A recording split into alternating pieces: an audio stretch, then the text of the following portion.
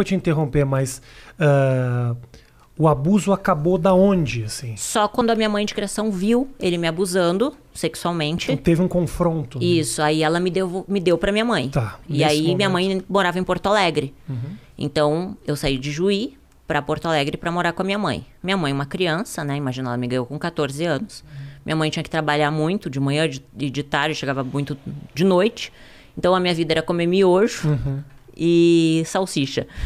E aí ir pro colégio sozinha e voltar sozinha. Então ali eu me tornei muito rebelde, porque a minha mãe queria que eu fizesse comida, limpasse a casa, obrigações de um adulto. Sim. E ela não sabia conversar comigo, então ela me agredia muito.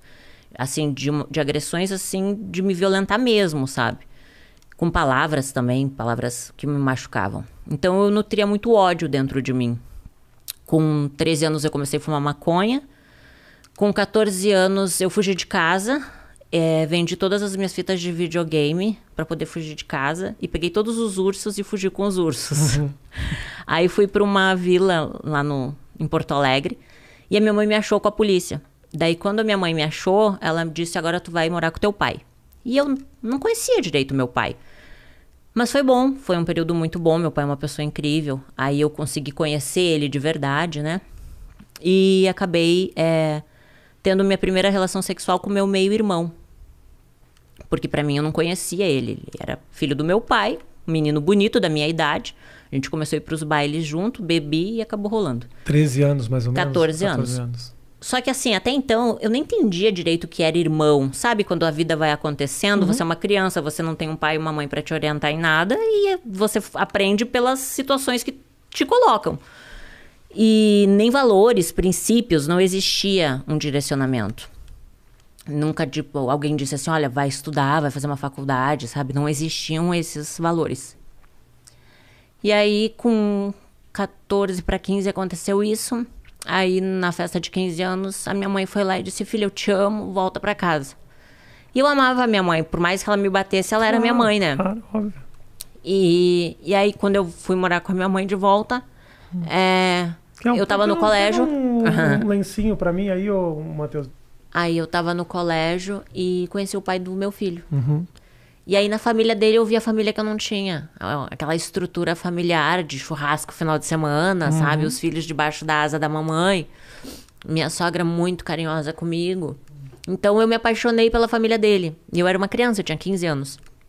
Aí o meu ex-marido, na época, tinha 16, uma criança também. Sim.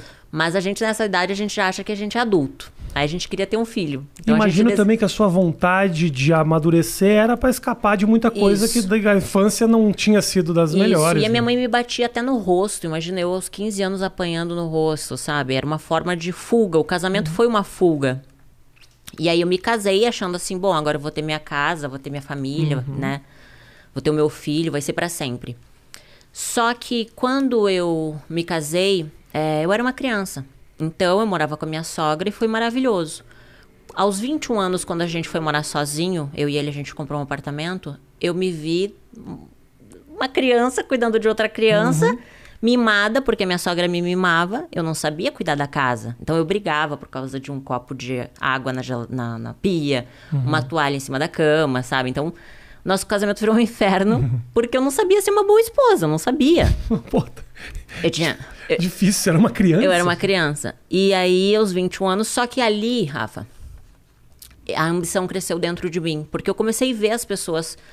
Sabe quando você começa a ver o mundo? Pô, a pessoa tem carro. Eu quero ter um carro, sabe? Eu quero me vestir bem. Você começa a ver que existem pessoas que crescem financeiramente. Então, eu era coordenadora de RH de uma empresa de marketing promocional em Porto Alegre. Eu comecei como demonstradora no supermercado. E como eu sempre fui muito comunicativa e feliz, assim, sabe? A empresa que eu trabalhava me contratou como recepcionista, depois auxiliar do RH e depois coordenação do RH, mesmo sem faculdade.